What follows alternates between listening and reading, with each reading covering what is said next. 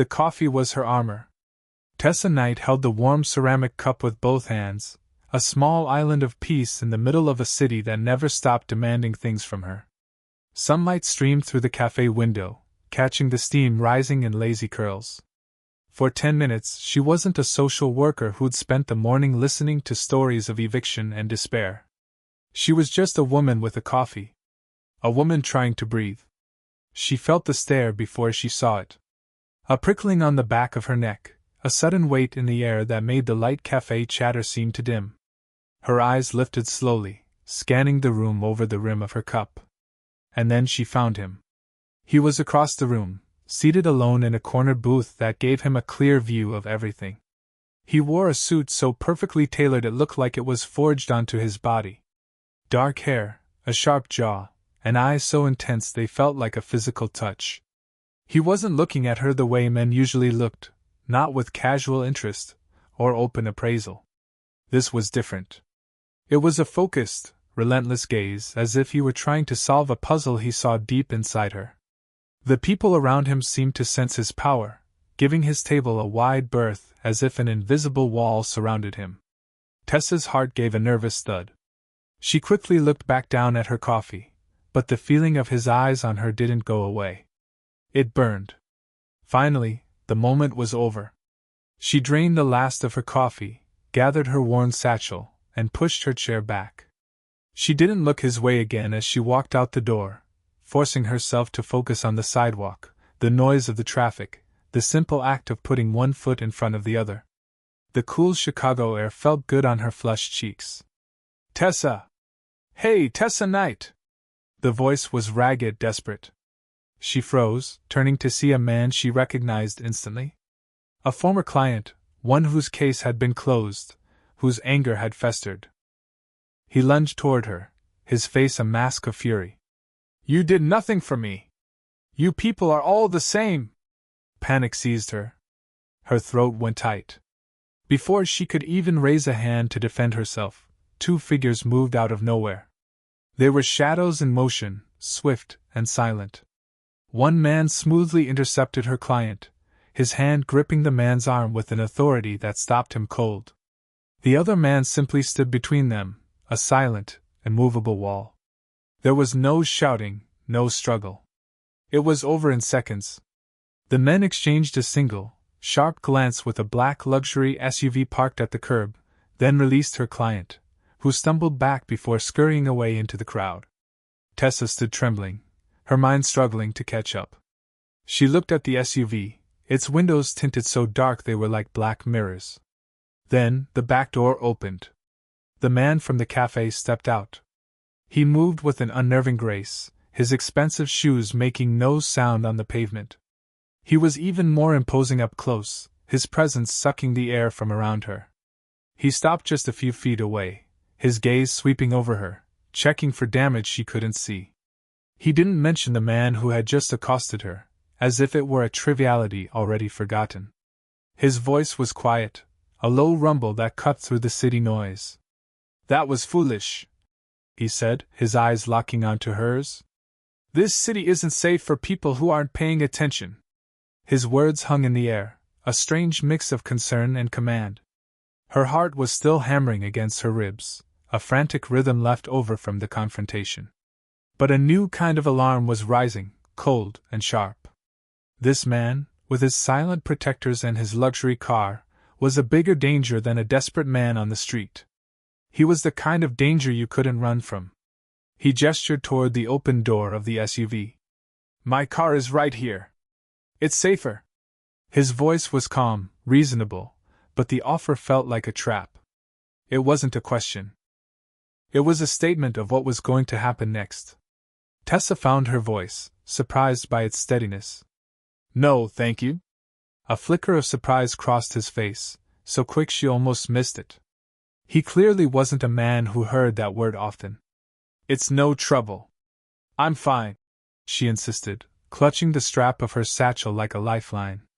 She took a step back, putting precious inches of pavement between them.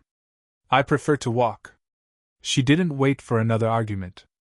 She turned and walked away, her back straight, her stride as steady as she could make it. Every instinct screamed at her to run, but she wouldn't give him the satisfaction.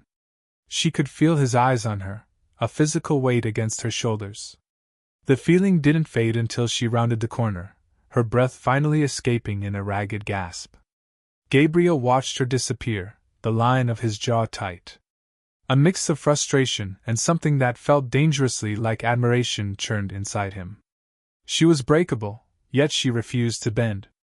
He slid back into the leather seat of the SUV, the door closing with a soft, expensive thud. "Sir?" his driver asked, his eyes on the rearview mirror. Gabriel's gaze was fixed on the empty street corner where she had just been. "Follow her," he said, his voice low. "Keep your distance. I want to know she gets home." Tessa walked the 6 blocks to her apartment with a growing sense of paranoia. Every car that slowed, every shadow that moved in her peripheral vision, felt like a threat. The city she knew, the city she walked through every day, suddenly felt alien and menacing. By the time she reached the worn brick facade of her building, her nerves were completely frayed. Her apartment was small, filled with second-hand furniture and stacks of books. It was her sanctuary, the one place in the world that was entirely hers. But tonight it felt different. Vulnerable. She double-bolted the door and leaned against it, her eyes closed, the chaos of the last hour crashing down on her. The quiet peace she'd found in the cafe was gone, shattered into a million pieces. And she knew, with a certainty that chilled her to the bone, that the man in the tailored suit was the one holding the hammer. Miles away, in a penthouse that was all glass and cold steel, Gabriel Parker stood on a balcony overlooking the city. The lights of the bridges at dusk bled across the dark water, a beautiful, lonely view. But he wasn't seeing the skyline. He was seeing a woman with tired eyes holding a coffee cup. He was seeing her defiant chin as she refused his help. He felt a protective pull so fierce it was an ache in his chest, a feeling he hadn't known he was capable of. He didn't understand it. He only knew he couldn't let it go. The next week was a battle for normalcy. Tessa threw herself into her work, trying to bury the memory of the man in the tailored suit under piles of paperwork and endless client calls. She told herself it was a bizarre, one-time encounter. A strange man, a moment of danger, now over. But the city no longer felt the same. Every black SUV that drove past sent a jolt of anxiety through her. Every shadow seemed to hold a silent observer. The first undeniable sign came on a Tuesday. Her boss, a perpetually stressed but kind woman named Maria, called her into the office, her face glowing.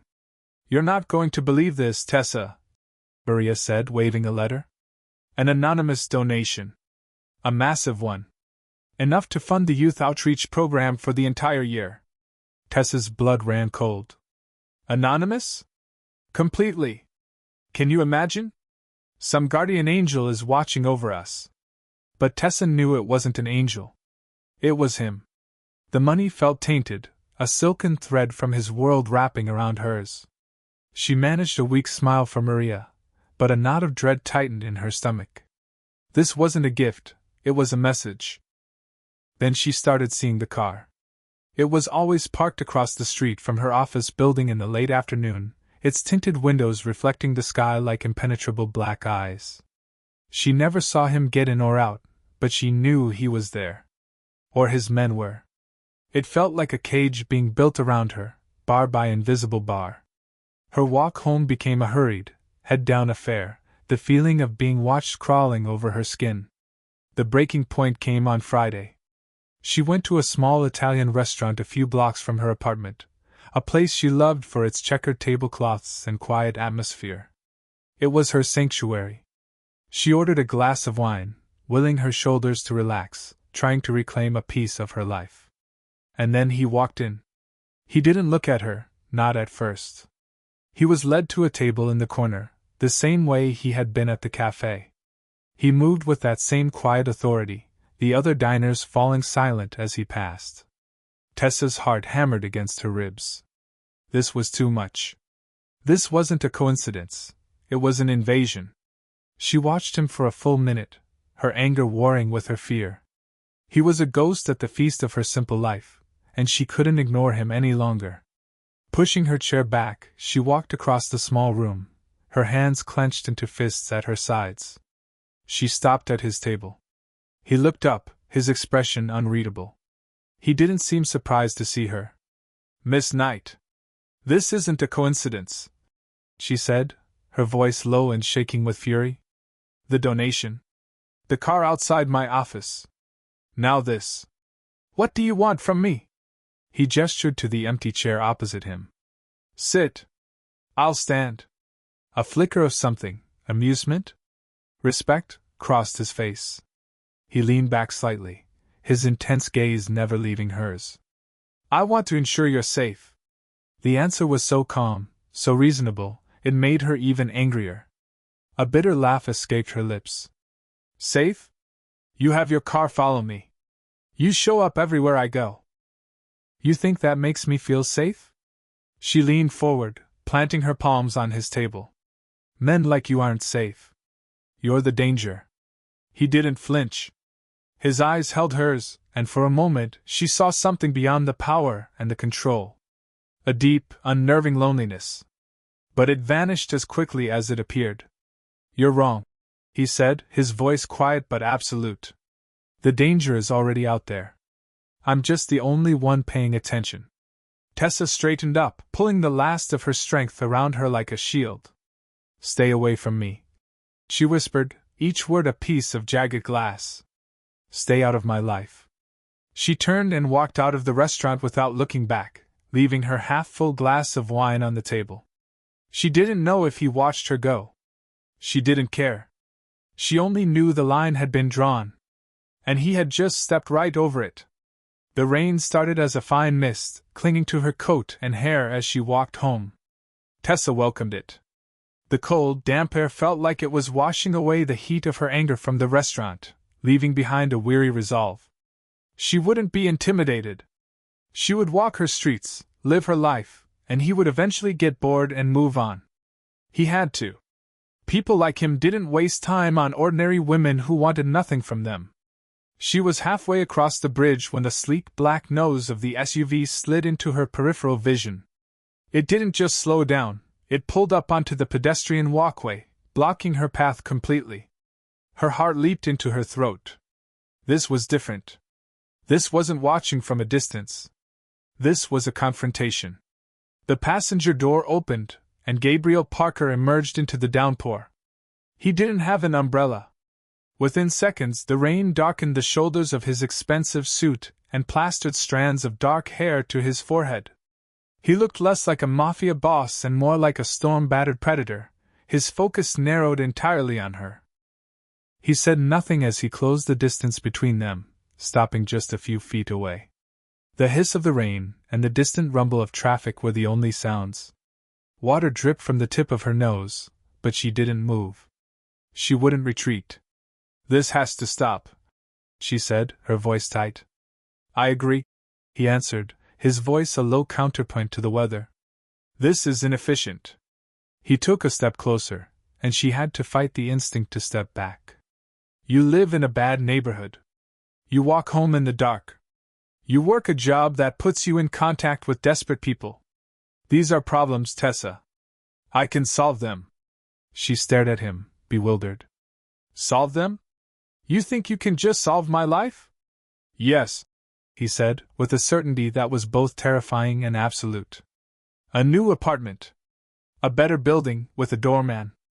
A car, so you don't have to walk on bridges in the rain. I can give you a life where you don't have to look over your shoulder." He paused, his eyes searching hers, trying to make her understand. "You could keep your job. You could keep everything you care about. You would just be safe." The offer hung in the air between them, a glittering, impossible thing. For a dizzying second she felt its pull. A life without financial worry. A life without fear. It was the dream she barely allowed herself to have. But she could see the price tag, and it was too high. It was everything. "All I ask," he said, his voice softening just enough to be dangerous, "is that you let me." Tessa shook her head, the motion small but firm. The cold rain on her skin was a sharp reminder of her reality, her freedom. "You're not offering me safety," she said, her voice surprisingly steady, cutting through the noise of the storm. You're offering me your control. His expression didn't change, but she saw a flicker deep in his eyes. He knew she was right. She lifted her chin, meeting his intense gaze without wavering. And my life isn't for sale. A long, heavy silence stretched between them. He was a statue in the rain, a man used to buying whatever he wanted, now faced with something he couldn't have. She saw the frustration warring with a strange, grudging respect on his face. He had laid his cards on the table, and she had refused to play the game. Without another word, Tessa stepped around him, her worn boots splashing in a puddle. She expected a hand on her arm, a command to stop. But nothing came. She kept walking, her back straight, not daring to look behind her. She walked the entire length of the bridge, the rain soaking her to the bone, every step taking her further away from the gilded cage he had offered. She could still feel his eyes on her back, a silent, burning presence in the cold, wet dark. She expected him to escalate. After her rejection on the bridge, she braced herself for something more forceful, another undeniable display of his power. Instead, there was silence. The black SUV was gone from its post across from her office. No more chance encounters. For 2 days, Tessa felt a cautious, fragile sense of relief. Maybe he had finally listened. Maybe he was gone. Then the box arrived. It was left with her building superintendent, a simple, elegant black box with no card and no return address. She knew instantly who it was from. Her hands trembled slightly as she carried it upstairs, her stomach twisting into a familiar knot of dread and anger. She set it on her small kitchen table and stared at it, a dark monument to his refusal to let her go. Finally, she lifted the lid. Nestled in layers of soft tissue paper was a scarf. It was made of a material so fine and soft it felt like woven air, in a shade of red so deep and vibrant it seemed to hum with life. It was beautiful. Exquisite. And it felt more intimate, more invasive, than any offer of a car or an apartment ever could. This wasn't a show of wealth. This felt personal. It felt like he had reached into her mind and pulled out a color she didn't even know she loved. A wave of confusion washed over her anger. Why this? She couldn't keep it. Keeping it felt like a surrender, an acceptance of a connection she was fighting so hard to deny. The next morning, she put the scarf back in its box and carried it with her, a piece of evidence she needed to return to the scene of the crime. He was waiting. The SUV was parked down the block from her office, and he was leaning against the polished hood, his arms crossed over his chest. He watched her approach, his expression unreadable. She didn't slow down, marching right up to him with the box held out in front of her like a shield. I don't accept gifts, she said, her voice firm. She tried to push the box into his hands. He looked down at it, then back at her. He didn't take it. For a fraction of a second, his carefully constructed mask seemed to slip. A shadow of something she couldn't name, not sadness, but something heavier, older, flickered in his eyes as he looked at the vibrant red silk peeking out from the tissue paper. It was a look of profound, startling memory. He gently pushed her hand, and the box, back toward her. His touch was brief, but it sent a jolt through her. Some things, he said, his voice softer than she had ever heard it, stripped of its usual command, are not gifts. They are reminders. Tessa stared at him, the words echoing in the space between them. Reminders of what? He seemed more vulnerable in that moment than she could have imagined, a man caught in the grip of a past she knew nothing about. For the first time, her fear was overshadowed by a powerful, unwanted curiosity. The man in the tailored suit, the relentless pursuer, the Mafia boss, all of those labels suddenly felt incomplete. There was something else here, a story hidden deep beneath the surface. And for the first time, she felt a pull not just toward the mystery, but toward the man himself. He straightened up, the moment of vulnerability gone as quickly as it had come. He gave her a single, final look, then turned, got into the back of the SUV, and was driven away. Tessa was left standing on the sidewalk, clutching the box. The weight of it in her hands felt impossibly heavy. It was no longer just a scarf. It was a question. And she was terrified. She was starting to want the answer. The silence that followed was the most unnerving part. For a week, there was no black SUV, no unexpected appearances, no cryptic gifts. There was only the red scarf, which Tessa had folded and placed in a drawer, unable to bring herself to throw it away. The quiet felt less like peace and more like the deep breath a predator takes before it strikes. She found herself looking over her shoulder constantly, but the eyes she felt on her were no longer Gabriel's. This new feeling was cold, sharp, and utterly devoid of the strange protectiveness she had come to recognize in his gaze. She came home late on a Thursday, exhausted from a long day of impossible cases. She put her key in the lock and felt her blood turn to ice. The lock was already turned. The door was unlocked.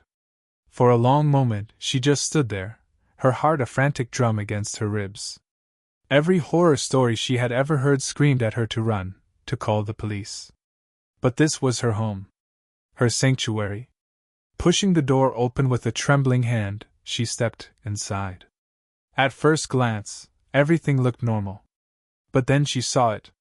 A drawer in her small dresser was pulled open just an inch. A book had been taken from its shelf and laid face down on the floor. In the kitchen, a single glass was moved from the cupboard to the center of the table. Nothing was broken. Nothing was stolen. It was worse. It was a violation, a calculated message whispered into the fabric of her life. We can get to you. We can touch anything you own. We can stand where you sleep. A photograph of her parents on the nightstand had been turned to face the wall. That small, cruel detail sent a wave of nausea through her. This wasn't a robbery. It was a threat. The next day, she left work with a knot of fear so tight in her stomach she could barely breathe. She walked to her beat-up sedan, her keys clutched in her fists like a weapon. And then she stopped. All 4 tires were flat, slashed with a brutal precision that left long, gaping wounds in the rubber. It was so public, so blatant. A declaration. She just stared, a feeling of utter helplessness washing over her. This was beyond her. This was a language of violence and power she didn't understand.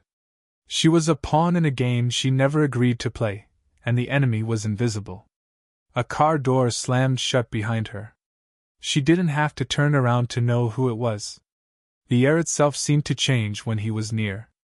Gabriel Parker walked up beside her, his eyes not on her, but on the destroyed tires. The quiet vulnerability she had seen in him a week ago was gone, replaced by something terrifying. A cold, still fury radiated from him, so potent it was almost a physical force. His jaw was a hard line, his hands clenched into tight fists at his sides. "This wasn't you," she whispered, the statement a dawning, horrifying realization. He finally looked at her, and his eyes were like chips of ice. "No," he said, his voice a low, dangerous rumble. "This was a message." He looked back at the car, his gaze sweeping the street as if he could see the ghosts of the men who had done this. He knew. He knew exactly who was responsible. In that moment, Tessa understood. The danger he had warned her about wasn't some random threat lurking in the city. It was his danger. His enemies. His world, with its unseen rules and brutal consequences, had finally broken through the barrier of her ordinary life. It had her name, her address, and it was coming for her. The man beside her wasn't just a relentless pursuer. He was a magnet for violence, and she was now standing right in the center of his storm. The cold fury in his eyes was a mirror to the terror icing her veins. All of it, the staring, the donation, the car, the scarf, it wasn't a strange courtship. It was a warning sign she had failed to read. He hadn't brought safety into her life. He had painted a target on her back. Her fear boiled over, burning away every last bit of caution. She took a step toward him, her hands clenched so tight her nails dug into her palms. "This is your fault." The words ripped from her throat, sharp and ragged. "All of it. The break-in, the tires, this is because of you." He didn't deny it. He just watched her, his face a grim, unmoving mask. His silence was more infuriating than any argument. You promised me safety. She spat, the word tasting like poison. Is this what your safety looks like? My home violated? My life threatened? This isn't protection, it's a curse. She was shaking, a deep, uncontrollable tremor that started in her bones. I told you to stay away. I begged you. Her voice broke, the anger collapsing into raw desperation. Just stay away from me. For good. She didn't wait for an answer. She turned and ran, leaving her useless car, leaving him standing in the middle of the street like a dark statue. She didn't look back. She ran until her lungs burned and the stitch in her side was a searing pain, the only feeling that could overwhelm the terror. She couldn't go home. She couldn't go anywhere that was hers. Her fingers trembled as she pulled out her phone, her thumb hovering over the contacts before she finally called the only person she could think of. Maria. For 3 days she hid. She stayed in Maria's spare bedroom, a small, floral-papered room that felt like a different universe. She kept the blinds drawn and turned off her phone, severing the last connection to her own life. A fragile, temporary peace settled over her. She told herself that Gabriel had finally gotten the message. He was a man of power. If she disappeared, he would simply lose interest. She could wait this out. She could reclaim her quiet existence. The illusion was so comforting, she almost believed it. On the 4th day, she convinced herself it was safe to go for a walk. Just around the block. The crisp autumn air felt good, and the simple act of walking down a normal street made her feel less like a fugitive. She was just starting to relax, her shoulders loosening for the first time in days, when 2 men stepped out of an alleyway, blocking her path. They didn't look like Gabriel's men. They were rougher, their smiles predatory. Tessa Knight, one of them said, his voice a low drawl. It wasn't a question. Her blood ran cold. She tried to turn, to run, but the other man was already behind her. They herded her into the narrow alley, the brick walls closing in on her. Panic clawed at her throat. We have a message for Parker, the first man said, taking a slow step toward her. He seems to think you're important. We just wanted to let him know, we agree. He reached for her. It happened so fast she barely registered it. A blur of motion from the mouth of the alley. A sickening crunch. The man reaching for her was suddenly on the ground, and one of Gabriel's silent, suited protectors stood over him. The second man lunged, but another of Gabriel's men met him, the fight a brutal, efficient flurry of strikes that was over in seconds. Tessa was pressed against the cold brick wall, her breath hitched in her throat, unable to scream. The violence was swift, quiet, and utterly terrifying. Then he was there. Gabriel stepped into the alley, his shadow falling over her. He didn't even glance at the men groaning on the ground. His eyes, dark and grim, found hers. He walked directly to her, his presence overwhelming the narrow space. He reached out, his hand closing gently but irrevocably around her arm. He pulled her out of the alley and back into the light. His touch wasn't a comfort. It was a claim. The separation was over. Her escape had been nothing but a dream. She couldn't run from him, because he was the only thing standing between her and the monsters his world had unleashed. His grip on her arm was like a steel band. He didn't drag her, but he propelled her forward with a force that left no room for resistance. Tessa's mind was a white noise of shock and adrenaline. The grunts of the men on the ground, the cold brick against her back, the sudden, terrifying efficiency of Gabriel's protectors, it all swirled into a nightmare she couldn't wake from. He guided her to the black SUV, the back door already open, a dark mouth waiting to swallow her whole. She tried to plant her feet.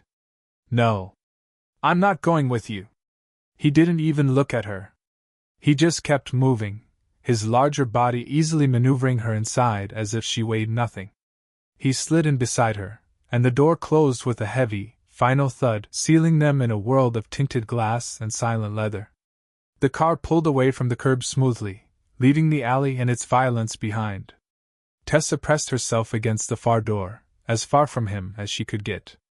The city lights blurred past the window, a world she was no longer a part of. Her heart hammered against her ribs, each beat a frantic protest. She was a captive. "Where are you taking me?" she demanded, her voice thin and shaky. Gabriel didn't answer. He just stared straight ahead, his profile carved from stone in the dim light of the cabin. The silence was suffocating, thick with her terror and his cold, unbending resolve. The car descended into an underground garage, the wheels hissing on the polished concrete. They stopped in a private bay, and before she could think to resist, he was out of the car and opening her door. He held out a hand. She ignored it, scrambling out on her own. He led her to a private elevator, his hand now resting on the small of her back, a gesture that was both a guide and a warning. She flinched from his touch, but there was nowhere to go. The elevator doors slid shut, and they ascended in a terrifying, silent rush. The doors opened directly into a sprawling living space. Tessa's breath caught in her throat. An entire wall was made of glass, a floor-to-ceiling window that offered a breathtaking, godlike view of the Chicago skyline. The furniture was sleek and minimalist, the colors a cold palette of gray, black, and white. There were no books, no photographs, no clutter. It wasn't a home, it was a showroom. A beautiful, sterile, empty cage. She turned to face him, her fear finally giving way to a new wave of fury. He stood by the window, the city lights framing him in a halo of power. "You will stay here until this is over," he said, his voice quiet but absolute. It wasn't a suggestion. It was a command. "It's the only place I can keep you safe." A bitter, incredulous laugh escaped her lips. "Safe? You call this safety?" She flung her arm out, gesturing at the opulent prison around them. "This is a cage, Gabriel. A gilded cage you built with your own violence. It's a necessary one," he countered, his voice still low, but with an edge of steel. "What happened in that alley is proof of that. That alley happened because of you," she shot back, her voice rising. "Those men knew my name because of you. You didn't save me from the danger, you dragged me into it." He took a step toward her, and for the first time, she saw the mask of control crack. She saw the weariness in his eyes, the deep, agonizing weight of his world. "You're right," he said, the admission stunning her into a momentary silence. "It is because of me. And because it is my fault, it is my responsibility to end it. And to do that, I need to know where you are." He was the monster who had brought the wolves to her door, and now he was the only thing standing between her and their teeth. The contradiction was so immense, so impossible, it made her head spin. She was his prisoner and his ward, the object of his obsession and the victim of his world. She wrapped her arms around herself, a futile attempt to hold herself together. "I want to go home." The words were a broken whisper, the last plea of a woman who had lost everything. His expression hardened again, the brief flicker of vulnerability gone. "This is your home now," he said, his voice leaving no room for argument. "Until I say it's not." The first 24 hours in the penthouse were a silent war. Tessa refused to be a docile captive. She explored the vast, empty space, touching nothing, her footsteps echoing on the polished marble floors. She ate the food that was silently left for her on the kitchen island, but she wouldn't speak to the quiet, imposing man who was her jailer. He gave her space, watching her from a distance as she paced before the wall of glass like a caged animal, the glittering city a mockery of the freedom she'd lost. On the second night, he broke the silence. He found her standing by the window, staring down at the river. He didn't approach her from behind. He walked around the large sofa so he was in her line of sight, a gesture of respect that felt jarringly out of place. He was holding a sleek, dark tablet. "I'm not going to apologize for bringing you here," he began, his voice calm and even. "But you deserve to know why." Tessa turned, her arms crossed tightly over her chest. "I know why. You have enemies." "One enemy, in particular," he corrected. He held up the tablet. A man's face filled the screen. He was handsome in a sharp, predatory way, with a smile that didn't reach his cold eyes. "Silas Vance. His family and mine have been rivals for years. He's opportunistic. He looks for weaknesses." Gabriel's eyes met hers, and the implication was clear. He saw me at the cafe. He's seen my car outside your office. He thinks you are my weakness. The words landed like a slap. She wasn't a person to Silas Vance. She was a lever. A tool. So this is my fault for drinking coffee in the wrong place at the wrong time? This is my fault for not eliminating the threat sooner, he said, his voice flat and hard. He tapped the screen, and a complex blueprint of a warehouse district appeared. I have a plan to draw him out. To end this. He began to explain it, his words clipped and precise. It was a plan of ambushes and armed men, of force meeting force. A trap. Tessa listened, the details of the violent confrontation making her stomach churn.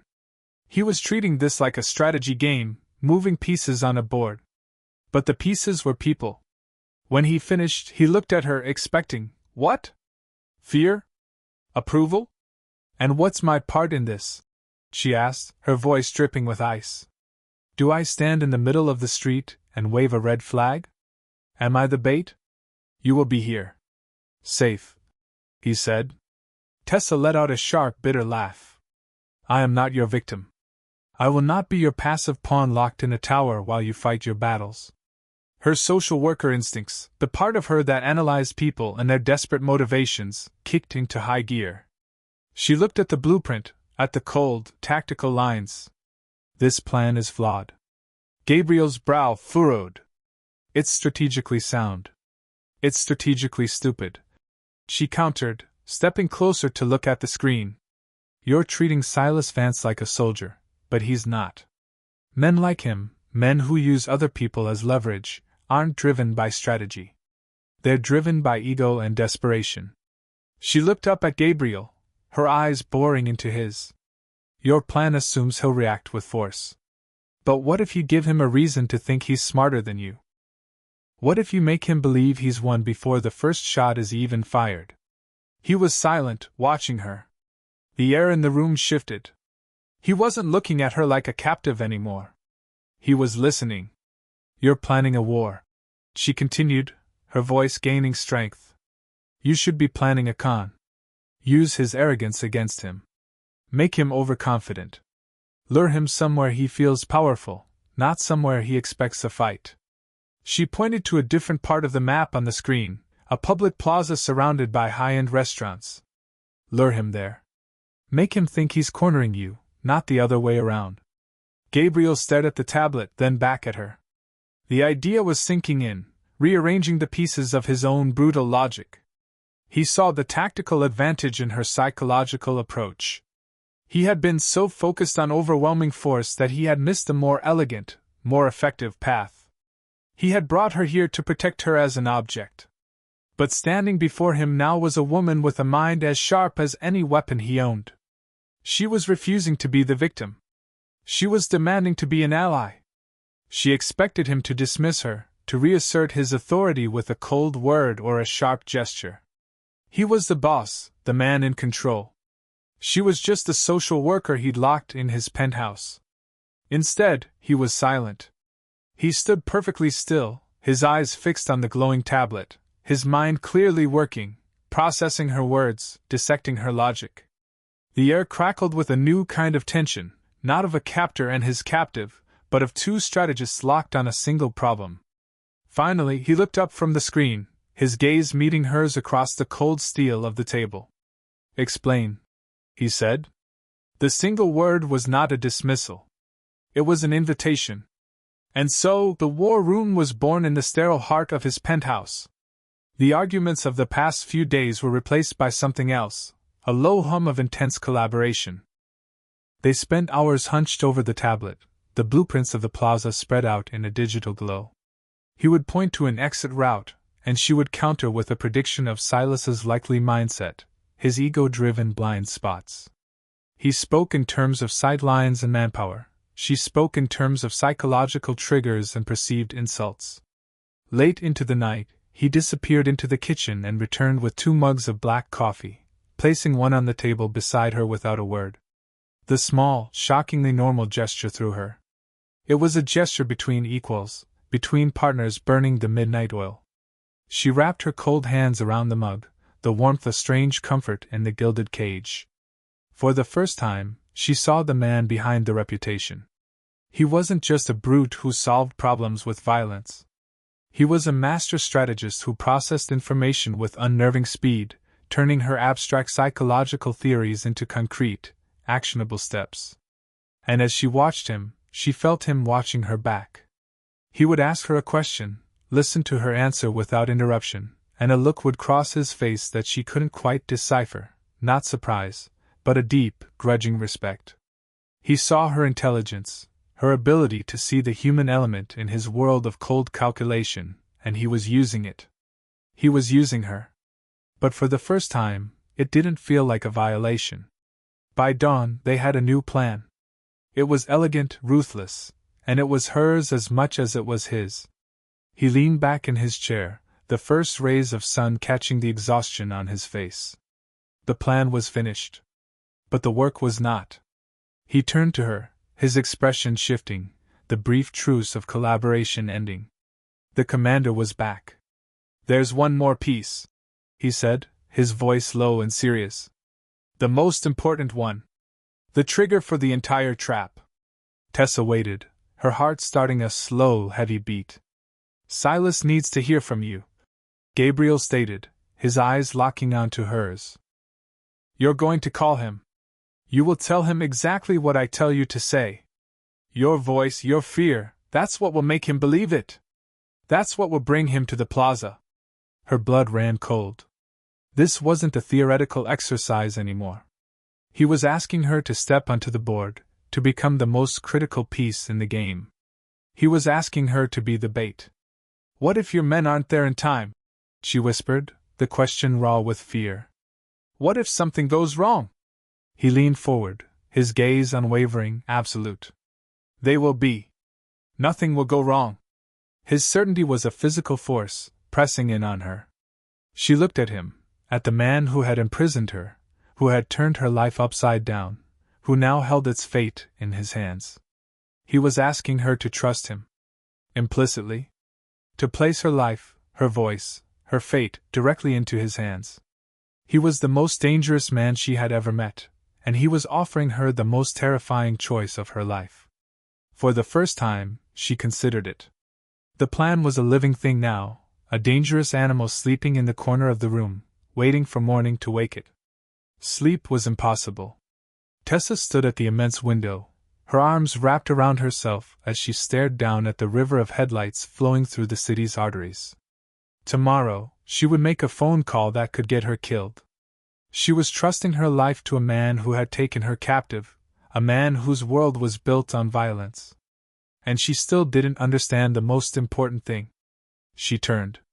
Gabriel was standing by the kitchen island, a glass of water in his hand, his suit jacket gone, his white shirt crisp in the dim light. He was watching her, his expression as still and unreadable as ever. The exhaustion of their late-night planning session had settled deep in his bones, but his eyes were alert, missing nothing. She had to know. Before she put her life in his hands, she had to understand the foundation of it all. Why? The word was a quiet breath in the vast, silent room. He didn't pretend to misunderstand. He just watched her, waiting. Tessa took a step away from the window, away from the glittering illusion of the city. That day in the cafe. You weren't just looking at a stranger. I felt it then, and I know it now. She held his gaze, refusing to be intimidated. Out of all the people in this city, all the women in that room, why me? What did you see? He was silent for a long moment, the water in his glass perfectly still. She thought he wouldn't answer, that he would deflect with a cold, logical statement about her being in the wrong place at the wrong time. But then he set the glass down with a soft click. It was 7 years ago. He began, his voice low, stripped of its usual authority, becoming something rougher, more human. There was an ambush. A deal gone wrong. I was left in an alley off Wabash. It was raining. Tessa listened, her body frozen, her mind racing. I was bleeding out. He continued, his eyes not looking at her but at a memory playing out in the space between them. I thought that was it. The end. People walked past the mouth of the alley. They saw me. They kept walking. No one wants to get involved in this city. He paused, and his gaze slowly came back to her.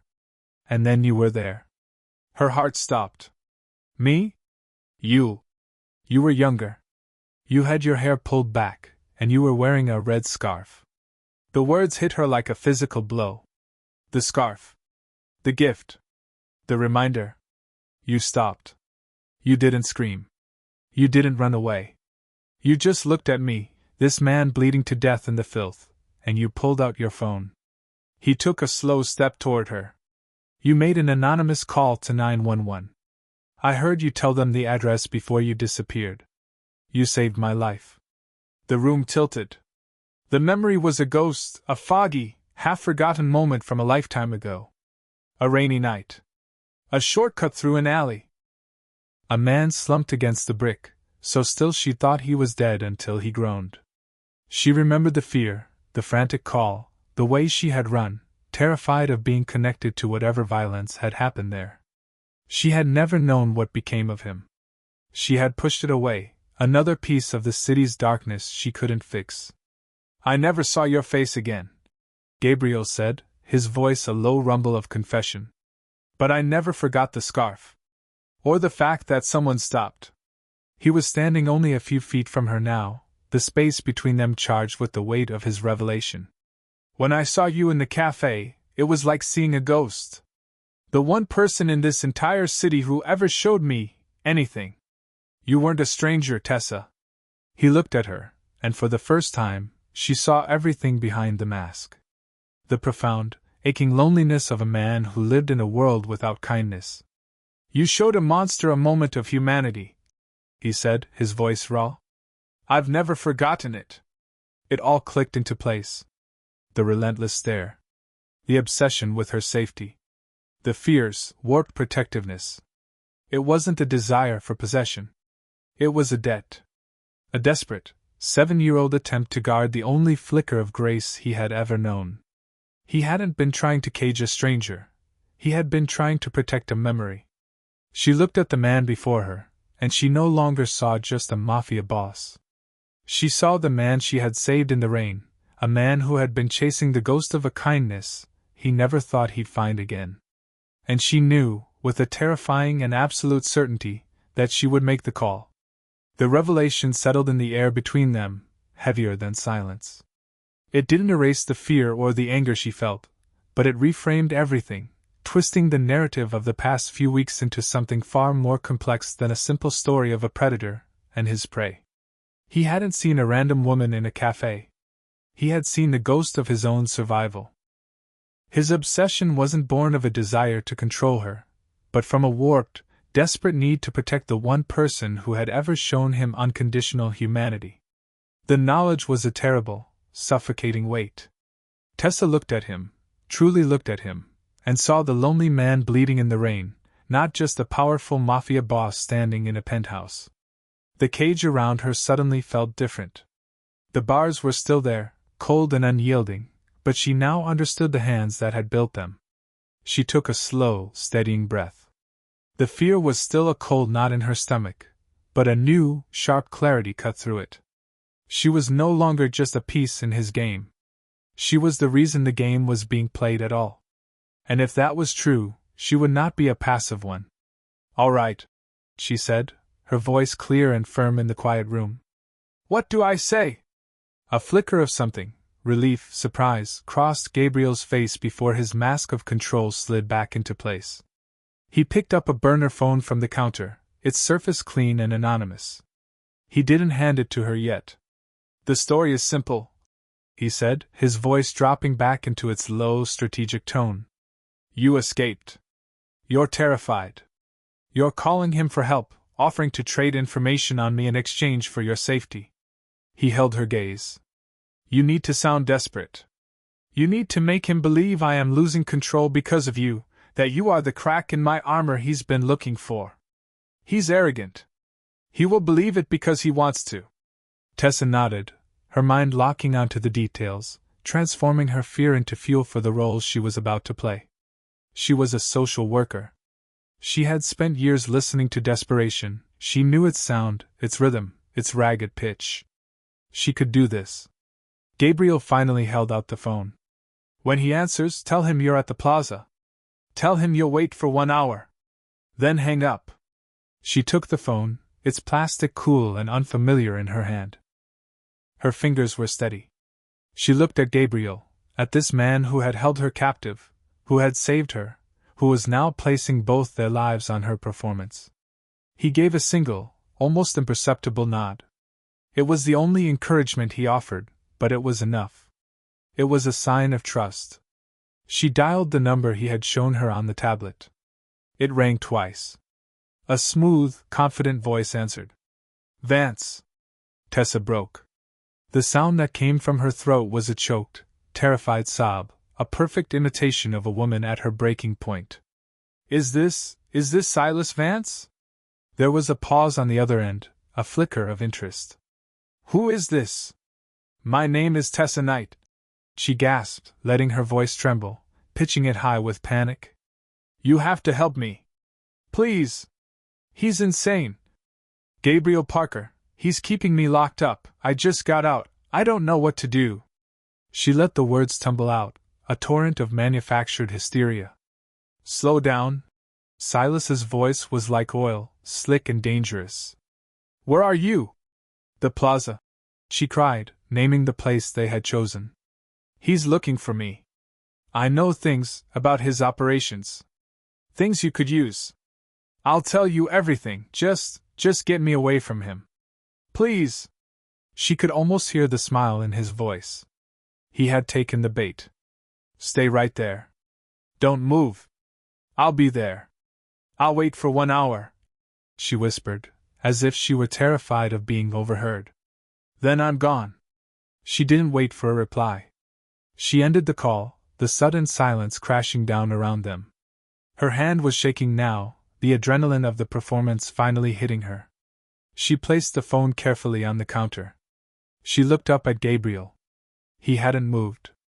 He was watching her with an intensity that made her skin prickle. He had seen her terror, heard her pleas, and he knew it was all a calculated risk, a masterful lie. The respect in his eyes was stark and undisguised. The plan was in motion. The trap was set. She had performed her part perfectly, placing a terrifying amount of trust in the hands of the monster from the alley. And now, all they could do was wait for the real one to arrive.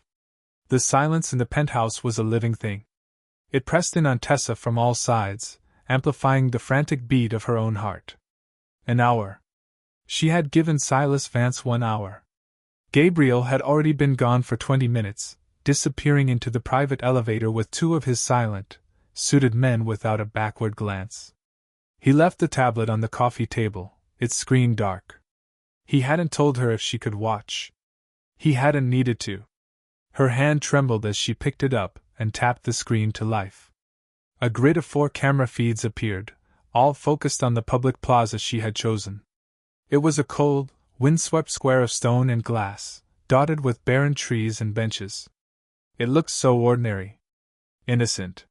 She watched tourists take pictures and business people hurry past, oblivious to the fact that they were walking across a stage set for violence. Then she saw him. Silas Vance strode into the frame, flanked by 2 men who were clearly more than bodyguards. He was exactly as he'd appeared in the photo, arrogant, confident, a predator walking into what he thought was his own trap. He scanned the plaza, a smug smile playing on his lips, clearly looking for a terrified woman hiding in the shadows. He was enjoying this. The thought made Tessa's stomach clench. He didn't have to look for long. From the opposite side of the square, Gabriel appeared. He was alone. He walked with a calm, deliberate pace, his hands in the pockets of his dark coat. He looked like a man on his way to a business meeting, not a confrontation. Silas's smile widened. He had seen his target, isolated and seemingly vulnerable. He said something to his men, who fanned out slightly as Gabriel approached. Tessa held her breath, her knuckles white where she gripped the tablet. She couldn't hear their words, only the silent, deadly pantomime playing out on the screen. Gabriel stopped a few feet from Silas. They were talking. Silas was gesturing, his body language expansive and mocking. Gabriel remained perfectly still, a study in lethal patience. Then it happened. Silas gave a sharp nod to his men. They moved. But they didn't get 2 steps before the plaza erupted in silent, coordinated motion. Men seemed to materialize from nowhere, rising from benches, stepping out from behind sculptures, emerging from the flow of pedestrians. They were Gabriel's men. They moved with a brutal, chilling efficiency, surrounding Silas and his guards in a tight, inescapable circle. Silas's face, even on the small screen, was a mask of shock and fury. He had been so sure of his power, so certain he was the one in control. Tessa saw him shout something at Gabriel, his face contorted with rage. Gabriel didn't react. He simply turned and walked away, not even bothering to watch the end. As he disappeared from the frame, his men closed in. The camera feed flickered and went black. Tessa stared at the dead screen, her heart pounding in the sudden darkness. It was over. The trap had sprung. But the silence that followed was a new kind of torture. She didn't know if Gabriel was safe. She didn't know what was happening down in that plaza. She was alone again, trapped in his sterile cage, her imagination filling the void with terrible, violent images. She began to pace, the city lights below a dizzying blur. She had helped him. She had sent him into that confrontation, armed with her ideas. If he didn't come back, it would be her fault. The thought was a shard of ice in her gut. An eternity passed in the space of 30 minutes. Every sound made her jump. Finally, she heard it. The soft, mechanical whir of the private elevator ascending. It arrived with a quiet ding that sounded like a gunshot in the silent room. The doors slid open. Gabriel stepped out. He was alone. His coat was gone, his white shirt rumpled and pulled loose at the collar. There was a dark, ugly bruise forming high on his cheekbone and a small, clean cut just above his eyebrow. He wasn't triumphant. He wasn't energized by the victory. He looked bone-weary. The weight of his world settled so heavily on his shoulders she thought it might crush him. He walked toward her, his steps slow, his eyes finding hers across the room. He stopped a few feet away, the faint smell of cold night air and something metallic clinging to him. The physical threat was over. She could feel it. The cold knot of fear that had lived in her stomach for weeks finally, blessedly, began to dissolve. He didn't need to say anything. She could see it in the profound exhaustion etched onto his face.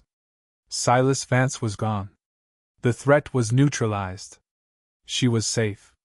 But as she looked at the man who had made it so, the man bruised and bloodied by the violence required to protect her, she realized the danger had never just been from the outside. It was standing right in front of her.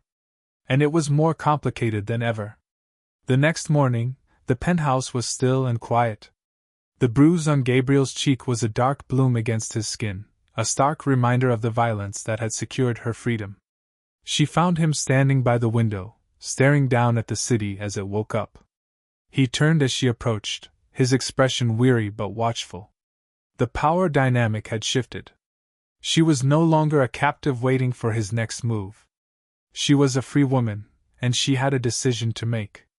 "Meet me," she said, her voice clear and steady in the silent room. "In an hour. At the cafe." She didn't wait for his answer. She turned and walked to the elevator, pressing the button. She felt his eyes on her back, but he said nothing. The doors slid shut, and she descended, leaving his world of glass and steel behind for the last time. She was there first. She chose the same table by the window, the one where he had first seen her. The sunlight streamed in, warm on her skin. She ordered a coffee, cradling the warm ceramic cup in her hands just as she had done all those weeks ago. It felt like a lifetime had passed. The simple act felt like a reclamation, a defiant return to the life that was hers. This small cup, this quiet moment, this was what she was fighting for. He walked in exactly an hour later.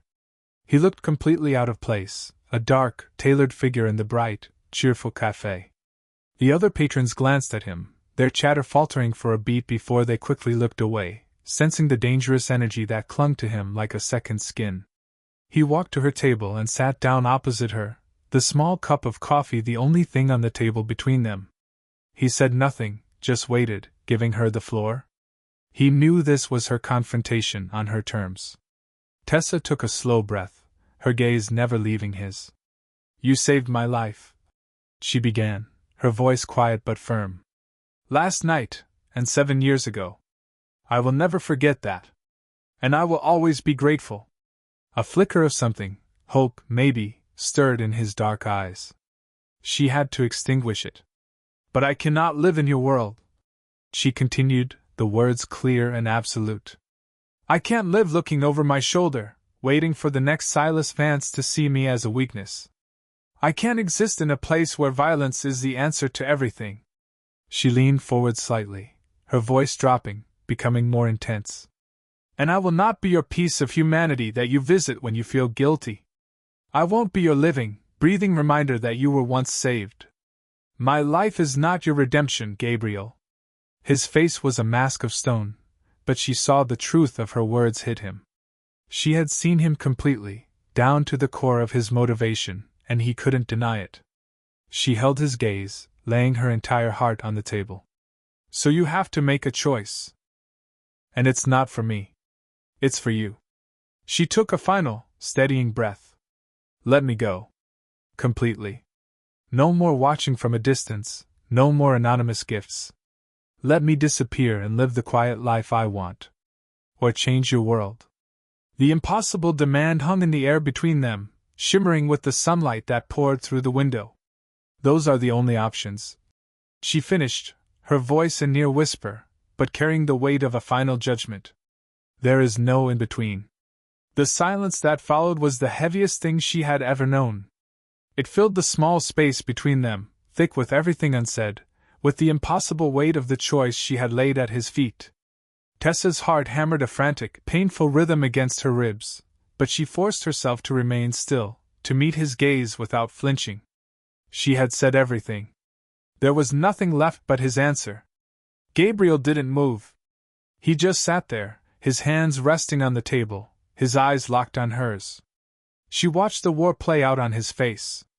It was a subtle, silent battle, a storm raging behind the stony mask of his features. She saw the flicker of his first instinct, the commander, the man who took what he wanted, who would promise anything to keep her. Then she saw that instinct die, replaced by a harsh, brutal understanding of the truth in her words. He could not change his world overnight. A man like him did not simply walk away from what he was. A promise from him to do so would be a beautiful lie, and they both knew it. His expression softened, the hard lines around his eyes easing into something that looked like profound, agonizing sadness. And beneath it, a deep, unnerving respect. He wasn't looking at her as something to be protected anymore. He was looking at her as an equal, a woman who had seen the very core of him and had chosen to walk away not out of fear, but out of principle. He had spent weeks trying to control her life, and in the end she had handed him the one choice that gave him no control at all. A long, slow minute passed. The cheerful noise of the cafe faded into a distant hum. Finally he gave a single, almost imperceptible nod. It was not a surrender. It was an agreement. An acknowledgement. It was the quietest, most devastating answer he could have possibly given. He understood. He was letting her go. The knot of tension inside her chest didn't break. It dissolved, leaving a hollow ache in its place. This was her victory, but it felt like a loss. She had won her freedom at the cost of the one man who had ever looked at her like she was the only thing in the world that mattered. Slowly, she reached into her satchel and pulled out a few dollars, placing them on the table beside her half-empty cup. The simple, ordinary act felt monumental. It was the final severing. She was paying for her own coffee. She was taking back her life. Tessa pushed her chair back, the sound scraping against the floor. She stood up. Gabriel didn't move, didn't speak, didn't try to stop her. He just watched her, his face a canvas of regret and respect. He was honoring his unspoken promise already. This was his final act of protection, the hardest one of all. He was protecting her from himself. She turned and walked toward the door. She didn't look back, but she could feel his eyes on her, a silent, burning weight against her shoulders for the last time. She stepped out of the cafe and into the bright Chicago sunlight, and for the first time in weeks, she didn't feel like she was being followed. She was alone. She was free. 2 weeks later, her small apartment was empty, its contents packed into cardboard boxes that filled the back of a moving truck. She left her slashed tires and her beat-up sedan behind, a final offering to the city that had almost consumed her. As she drove out of Chicago, the towering skyline shrinking in her rearview mirror, she felt the last of the weight lift from her soul. She was leaving it all behind, the fear, the violence, and the ghost of a man in a sunlit cafe who had made the impossible choice. She was driving toward a quiet life, toward the peace she had always dreamed of. 1 year. It felt like a lifetime. The air here was different, thick with the clean, salty scent of the ocean, a constant whisper that washed away the grit and noise of the city. Tessa lived in a small coastal town where the loudest sound was the cry of gulls and the biggest news was the tide. She worked at a local community center, her cases smaller, more manageable. The exhaustion she felt at the end of the day was a good kind, the satisfying ache of a life lived simply and on her own terms. The peace she had craved was no longer a dream. It was the air she breathed. She had almost forgotten the feeling of a jolt of fear, that cold, sharp prickle of alarm. But it came back, a ghost from another life, when she saw the envelope. It was sitting in her small postbox, tucked between a local circular and a utility bill. It was plain, cream-colored, with no return address. Her name and new address were typed in a simple, anonymous font. Her heart gave a single, hard thud against her ribs. For a dizzying moment, she was back in Chicago, waiting for the other shoe to drop. Her hands were not quite steady as she carried it inside, leaving the other mail on her small kitchen counter. She stared at the envelope, a relic from a world she had fought so hard to escape. Part of her wanted to tear it up, to throw it away unopened and preserve the perfect peace of her new reality. But she knew she couldn't. She had to know. With a deep, steadying breath, she slid her finger under the flap and tore it open. Inside, there was no letter. Just 2 small, folded pieces of paper. She pulled out the first one. It was a receipt. Her eyes scanned the familiar logo at the top, and her breath caught in her throat. The River North Cafe. Her cafe. Her gaze dropped to the date, printed in neat black ink. It was from the day before. Below it was a single-line item, 1 coffee. $4.25. The air left her lungs in a rush. He had been there. Yesterday. He had sat in their cafe, alone, and had a single cup of coffee. It wasn't a threat.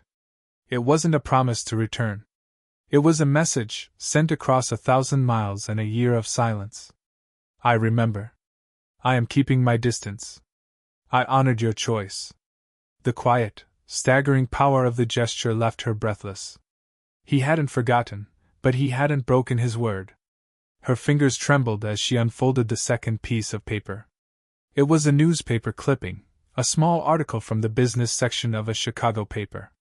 The headline was stark: Record-breaking anonymous endowment establishes citywide social outreach programs. She read the article, her eyes flying over the words. An endowment of an impossible size, given by an anonymous donor, specifically earmarked for the city's most vulnerable populations. The same kind of work she had dedicated her life to. It was his work. His money. His act of redemption. He wasn't just letting her go. He was trying to change his world, just as she had challenged him to do. Not for her, but because of her. A single tear escaped, and traced a hot path down her cheek. It wasn't a tear of sadness, or of fear. It was something more complex, a bittersweet ache for the man who was capable of such violence, and such a profound, quiet gesture of respect. Tessa carefully folded the receipt and the clipping back together. They were relics of a dangerous and tender chapter, a story that felt like it had happened to someone else. She walked into her bedroom and placed them in a small wooden box where she kept old photographs and letters, a piece of a past she would never forget, but one that no longer had the power to harm her. She closed the lid. It was over. It was truly over. She walked back to her small living room and opened the sliding glass door. The sound of the waves rolling onto the shore filled the quiet space. She stepped out onto her small balcony, into the warm, sunlit air of her new life, and breathed in the scent of the sea. She was safe. She was free. And she was finally, completely at peace.